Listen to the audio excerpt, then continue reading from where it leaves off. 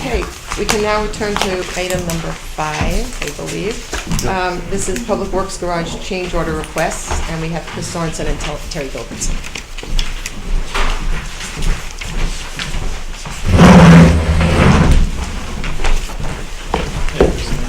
Good evening. Good evening. We have another graph for you. Make it easy. Thank you. Won't be much room anymore pretty And soon. you have I the mean, snappiest Won't be much stuff. room anymore. Really snappy stuff. You guys, hey, you guys gotta share. I know, I love the colors. They get inspiration. All right, we got a pie chart in front of you there. We keep bringing it to you, and we fill it in with some more colors every time.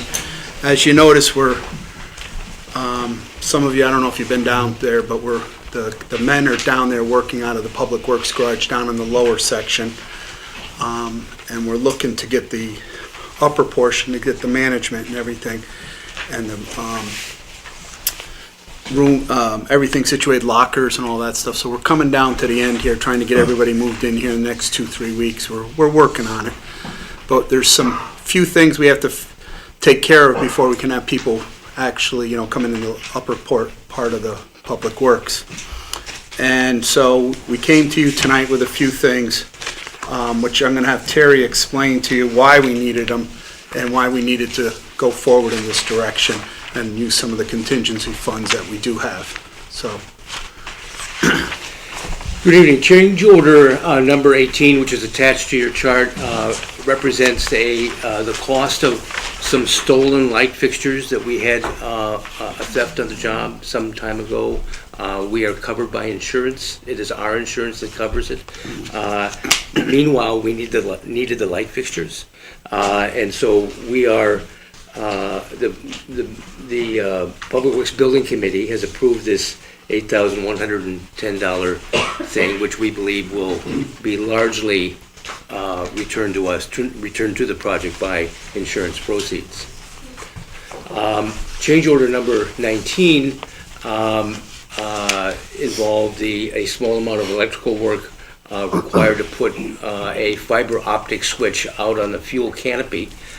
We have a number of cameras and a number of digital assets out on the fuel canopy, most all about retaining fuel and who's fueling and when they're doing so.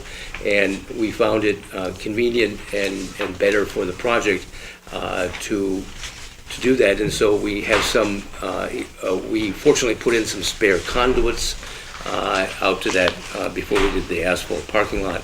And this small charge represents the cost of putting electricity to that item. Change order number 20 is also small electrical items that are listed on the change order, and all of them are just electrical things. It's a small amount of money, and the work is already done, by the way. But this was required. The contractor took it upon himself to trust us. We negotiated these prices, and this too has been all approved by the building committee. We have a sprinkler building, and we found that our plans involved having this air compressor required for the sprinkler system, the dry sprinkler system. It was apparently designed to be on the floor. We don't like it on a wet floor. We put it up on the wall. It's a negotiated sum. We learned from our state elevator inspector that the natural gas line that runs through the building does not belong in the elevator machinery room, which is smaller than the size of this table. And we had to put a ceiling in that size of this table, and multiple trades, and I don't think there's any choice about it. we don't have a choice on that. And the last one is a proposal not yet complete or started, but we are hoping to, since we have having some good luck with our LED lighting system, and one of the features of an LED lighting system is an instant on.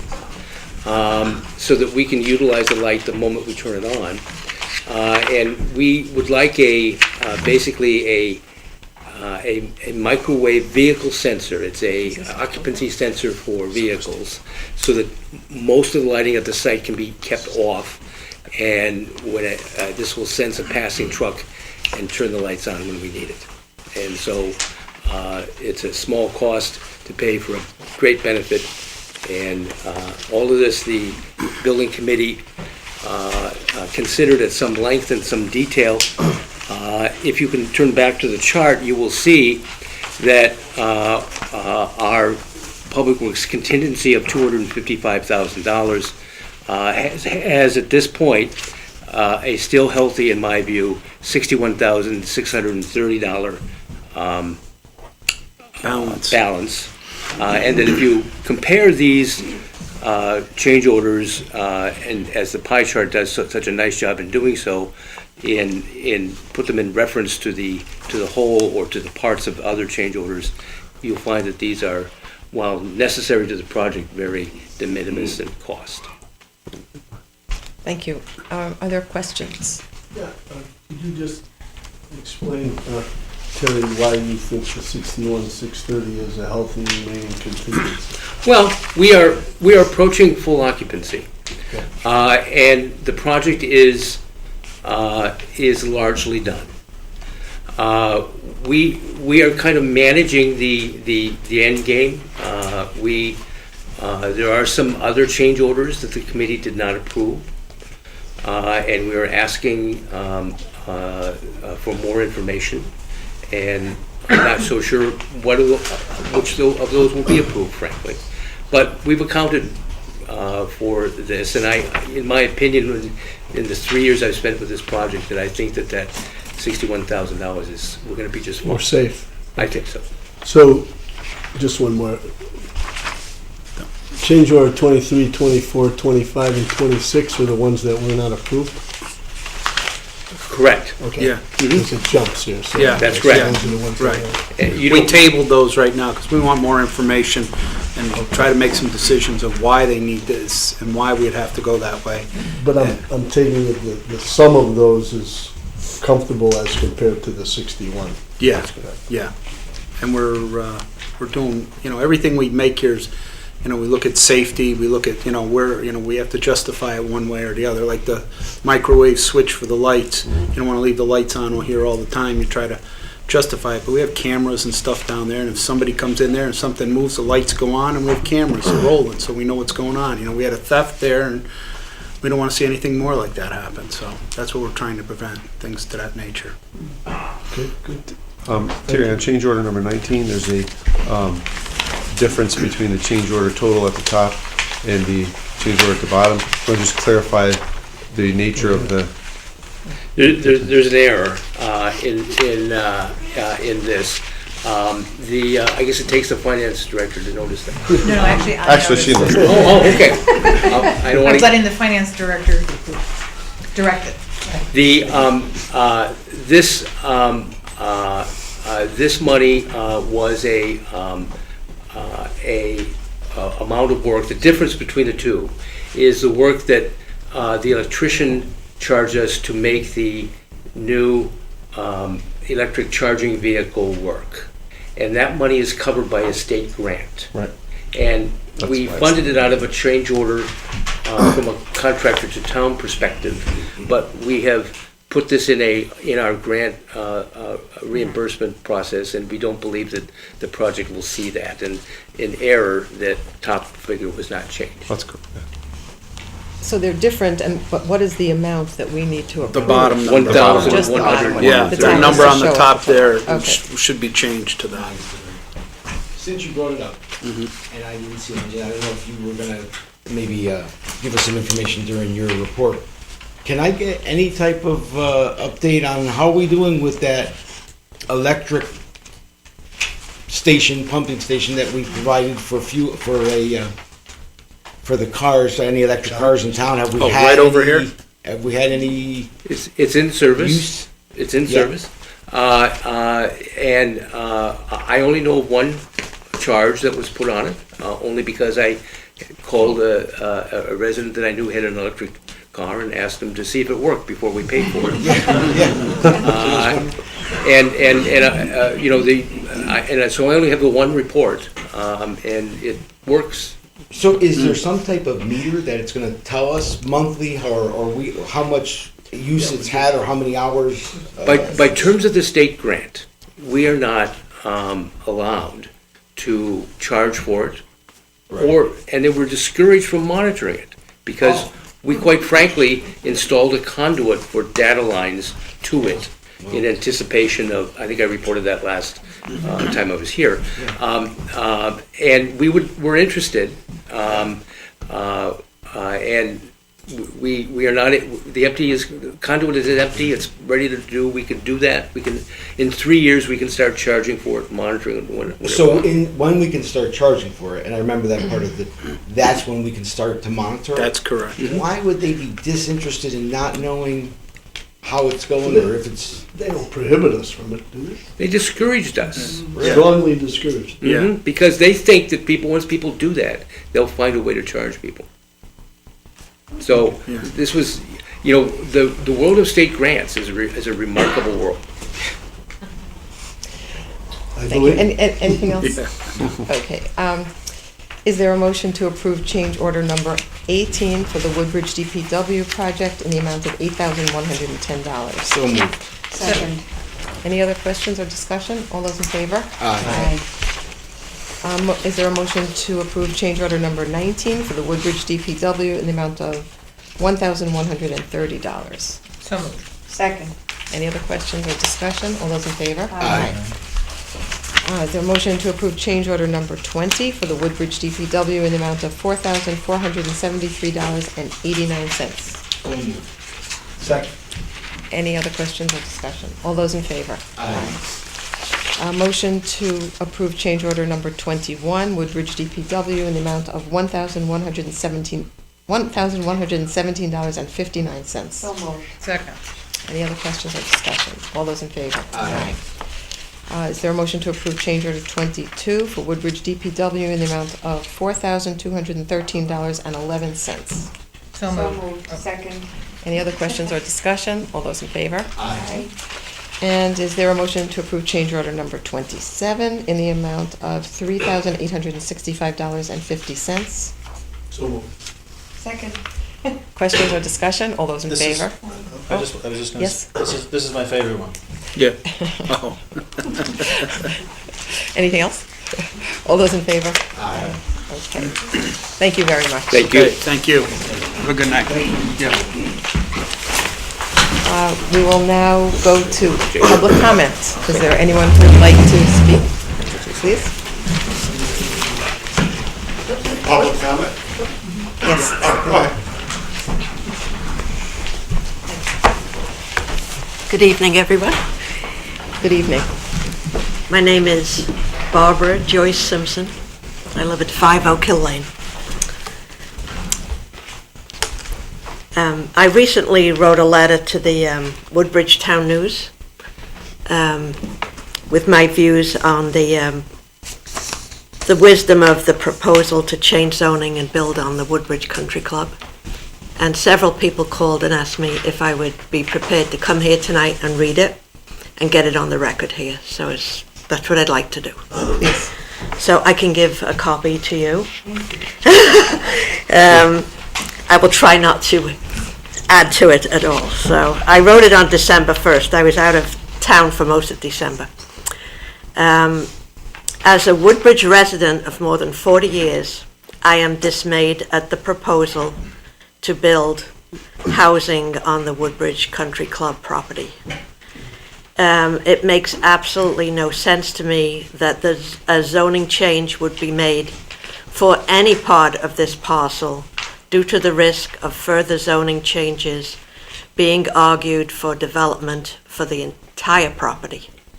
Furthermore, once spot zoning changes are agreed, development will be unstoppable not only at the Woodbridge Country Club, but wherever there is space in town and land exists. Maintaining open space and parkland is what Woodbridge is all about. please do not let the Woodbridge Country Club become another casualty to development.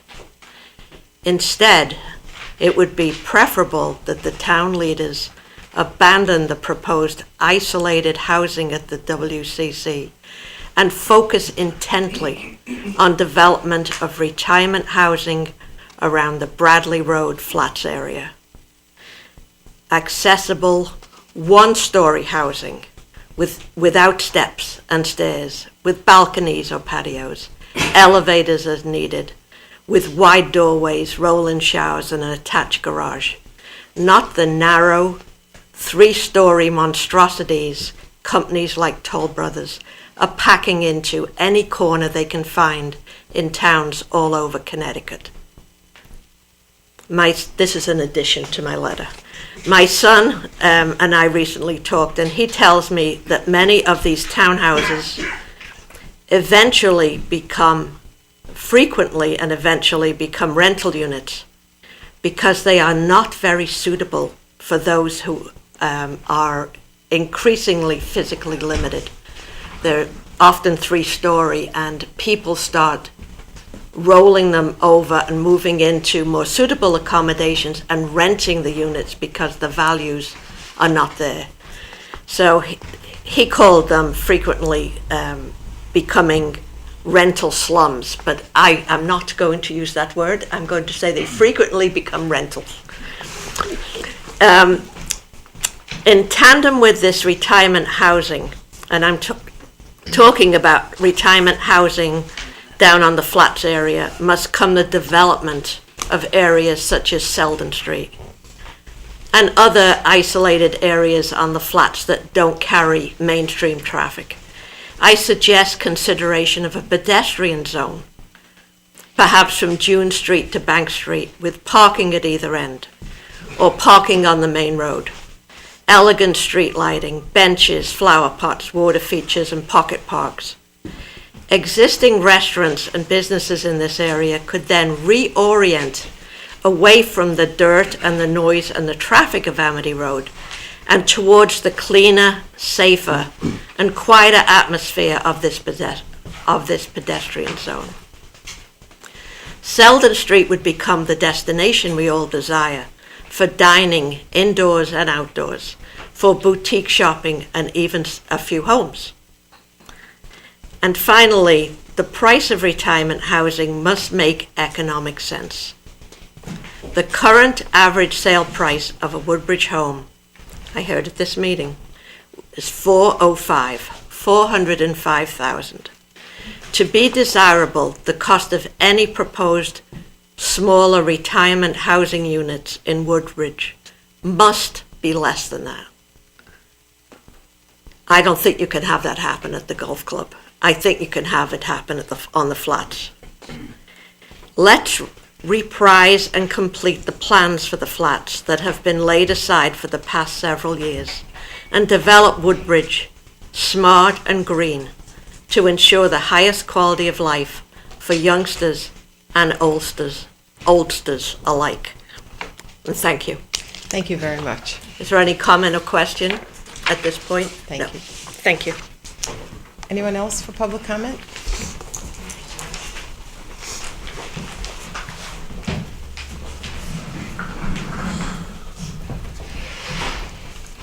Hi, my name is Mike Walter, 66 Luciani Drive, Woodbridge.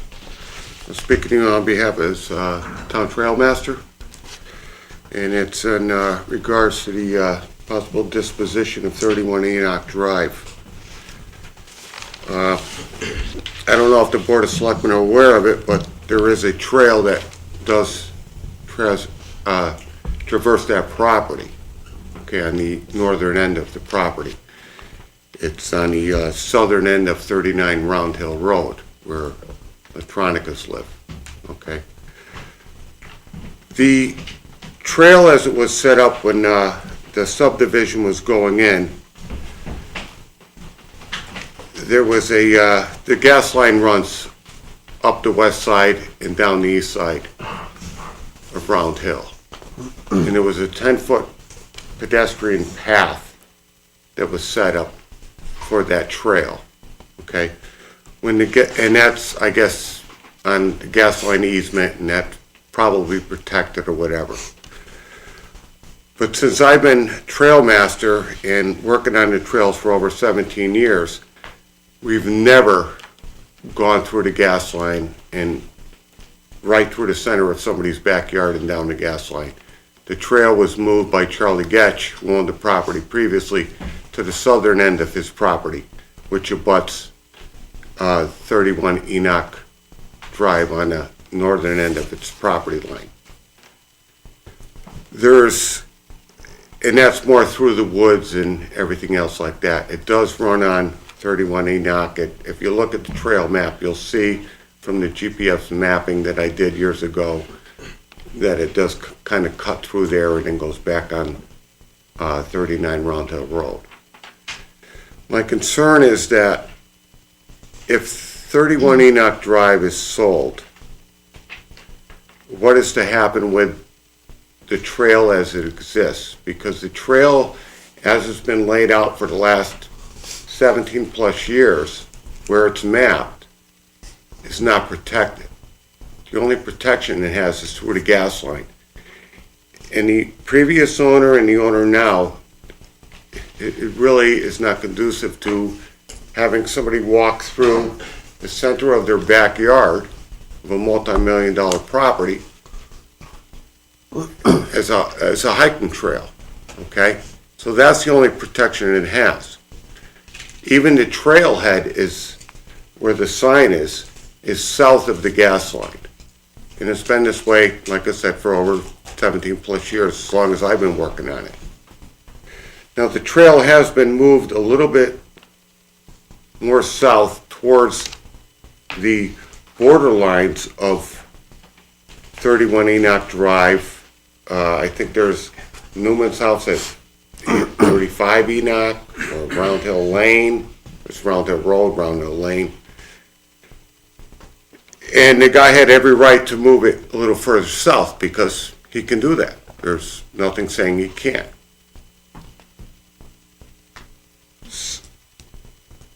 So I'm trying to figure out, this is a major connection of going over Round Hill. This trail is the eastern leg of the Naugatuck Trail, which is an historic trail. It goes out to Bethany, connects with the southwest end of Bethany, goes through the central end of Bethany, and then goes up to Regicides Trail in the Hampton, and then connects up with the Quinnipiac Trail. To lose this link because there's no protection I'm very concerned about that. Because with the 10-foot pedestrian path that goes through the gas line right now, which nobody uses, hasn't used for many years, it doesn't work. It's not conducive with our trail system or anything else.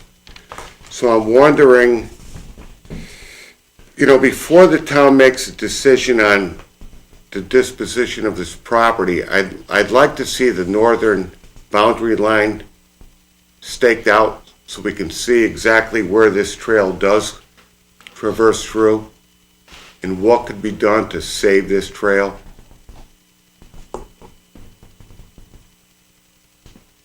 Thank you. I mean, it's very important, and I know it's a section of the Greenway. The Greenway designation cannot be taken away just because the trail is moved a little bit.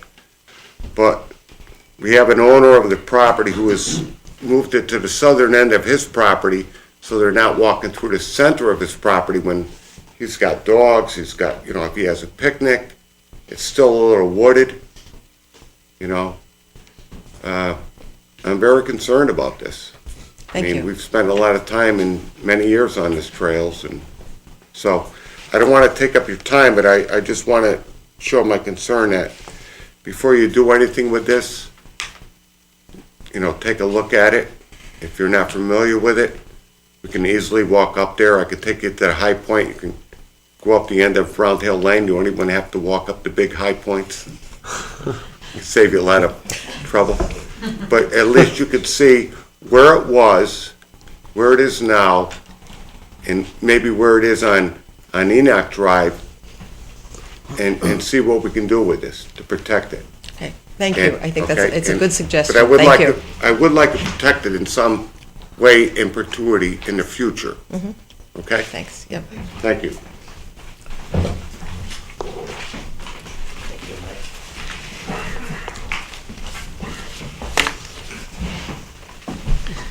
Good evening. Evening. My name is Brian Pines. I live at 50 Hickory Road, and I've been a longtime resident of the town of Woodbridge. I'm the Vice President of the Woodbridge Land Trust. Thank you for the opportunity to speak about the possible sale of the town property at 31 Enoch Drive. This magnificent property at the top of Round Hill is the highest elevation in the town. The Blue Trail, which is part of the Greenway, traverses the property as well as the adjacent private properties, as Mike stated. Some of us have been hiking the Greenway Trail for over 50 years. The property was purchased by the town with the intent to protect and preserve open space while maintaining a trail that meanders across several of our neighboring towns. The seller, who is an active hiker, was a land trust member, former member of the Conservation Commission, as well as a Woodbridge Board of Selectmen. His concern was to protect the Greenway. 2 weeks ago, a local Boy Scout troop, which provides routine maintenance on that portion of the Blue Trail, was unable to blaze the trail due to the presence of several barking dogs on private land. You can't hike that area. The Woodbridge Land Trust, Boy Scouts, and the Woodbridge Trail Master have volunteered hundreds and hundreds of hours maintaining the trails on the Greenway. I spoke at the Conservation Commission meeting on December 18th, 2014. Since nobody at the meeting had visited the property in question, I suggested a walk prior to any decision. The Woodbridge Land Trust and the Woodbridge Conservation Commission, along with the town trail master, walked the property this past Saturday, January 10th. It was apparent that there have been much additional cleared lands and that the trail had been moved. Our concern is that it may be more difficult to maintain the Greenway Trail or enforce a conservation easement if the property becomes privately owned. The Woodbridge Land Trust plans to discuss this property at our January 28th meeting, and we would appreciate the opportunity to provide this board with our comments.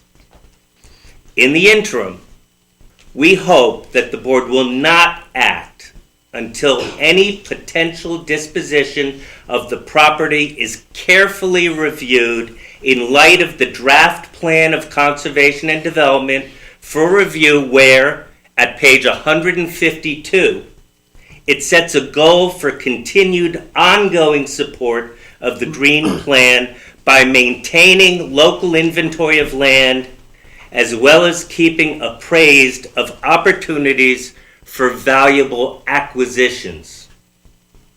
Thank you very much. Any questions? Thank you. We look forward to hearing from the Land Trust. Thank you very much. Anyone else? My name's Elizabeth Buckley. I live at 4 Spring Valley Road, Woodbridge resident, 40 years. I'm very familiar with all the trails in Woodbridge. I hike them alone and with friends, a lot, all the time. I probably know them as well as the trail master. The Woodbridge Greenway starts by Fountain Street at the Wilbur Cross, and it goes all the way up through everything, through Fitzgerald, through the glacial erratic that's up in the woods, Eric's Oak, goes down across the 67, goes across the boardwalk, which is about a third of a mile long or more, that I worked on with Charlie Getch and Charlie Griffith and Eric Demander, the previous trail master in in probably 96 and 97, I'm not quite sure. We spent a lot of time on that. And it goes across Newton Road, up over Round Hill, which I used to be able to hike over before there was any development from south to north through the old apple orchards, but that's gone because of development. So up over Round Hill and then down and across 63, and it connects in through Water Company lands over to Sperry Road, down Sperry Road, across Dillon, and then down through Lovely Ridge and old mine things, old slate mine works, through the Boy Scout camp into the Darling House and up to the Regicides, and it's a greenway, and it's a very powerful thing. It's a thing for Woodbridge to be proud of, and it is a difficult area. The crest of Round Hill is a difficult area. There are a lot of, I think, competing interests, and I don't know what the solution is, but I think it's really important to maintain the greenway through that area. I don't know, at this point in time, I don't exactly know where it goes in terms of whose land is on what. I also have encountered the barking dogs that they're not menacing dogs, but there's a bunch of them, and they're the pride of they're fancy breed, they're the pride of the owner, the owner who, this is the former Charlie Getch property. I don't know who the current owner is. And they've got an electric underground fence. And so you just walk through there, you think you're on the gas line that Mike mentioned, and you're not. And the owner is anxious to get you out of there. So I exactly don't know where the trail is now, but that's really what I wanted to say, if anybody has any questions. Thank you. You certainly established your bona fides by that description. So thank you. Well, very let me just much. also add that I'm a trail maintainer for Connecticut Forest and Park, and I take care of the Naugatuck Trail in Beacon Falls through Bethany's. So, yeah. Thank you very much. First, I'd like to just remind these speakers that typically we don't, it's not that we don't have questions or Yeah. want to have a discussion, Sure. but during this time, we typically don't. I certainly will. Yes, we generally don't ask questions and respond during public comment because it can sort of lead to unending conversation, and we stick to the agenda. But we take very seriously everything that you present to us, and if we have questions, we'll follow up or present additional information. So thank you all very much for the comments. Mr. Pine. I promise I won't ask any questions. Okay. Chuck Pine, 162 Center Road. I'm here following up on my comments from November about the ethics complaint I'd filed months and months ago. I had promised to come back and stay in touch with you folks. I gave you December off because there was a meeting of the Ordinance Committee and some progress had been made, and I appreciate all the work that was done on that. Part of that work included some follow-up that I think Town Council had agreed to do in terms of improving the language, I think giving it more teeth, which was good. But it didn't, at least in my view, effectively address the issue that I had raised from the get-go, which is how appropriate is it for members of boards and commissions to present to other boards and commissions in town. Selectman Dye was nice enough to send me a copy of some sample language that I guess Town Council had found from East Haddam and Franklin, maybe a couple other towns, that talked about how they handled this situation. And as I read them, it seemed that there was a distinction made in at least some of those towns, that there's a difference between when someone's getting paid to present in front of a board or commission or when they're doing it for free. And I come to you now because I think the Ordinance Committee is going to jump into this and eventually going to wind up back with this board. And I'm going to try to get to the Ordinance Committee meeting itself. But in my view, it doesn't matter if someone's getting paid or not. I think the logic behind having the ordinance as it is now is to at least get away from even the appearance of a good old boy network, that a guy on one board or commission comes and presents to his friends on another board or commission, and it looks like it's a pretty close-knit group. And God knows there's a lot of family members who are on different boards and commissions in town now, and the point is, I think as a town, we want to take the highest ethical standard possible in this area. This town is driven in many ways by volunteerism, and I think the town's better off for it. But I think when you have the situation where people are coming before their friends in some cases, it can be construed in a bad way. And I think it can put both parties in an unnecessarily bad light. The way to avoid that is to not let it happen to begin with. So I'm going to ask you, especially the ordinance committee members and all of you, once it gets back to your desk, to consider having the toughest standards possible in this situation, and to not, except when a guy's own ox is being gored, if he's the person who's got the issue, to not let people who are on boards or commissions, whether they be elected or appointed, come and present to other boards and commissions on behalf of anybody else. I think it's the cleanest way to address it, and I think the town will be better off for it. And there were no questions there. Thank you. Thank you. Any other public comment?